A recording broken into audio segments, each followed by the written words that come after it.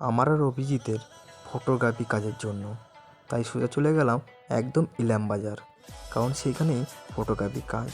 এখানে ব্যাগটা রাখতে না রাখতেই আমাদের টিফিন খেতে দিল। টিফিন খেয়ে সোজা চলে গেলাম বাইরের দিকে একটু ঘুরতে।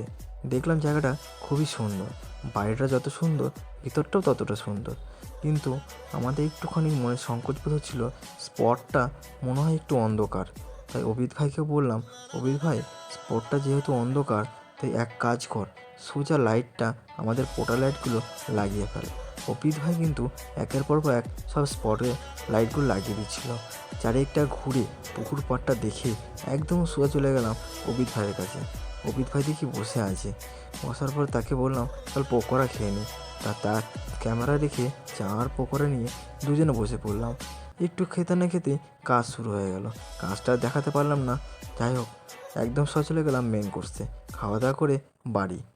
আবার দেখা হবে কোনো এক অন্য ভিডিওতে।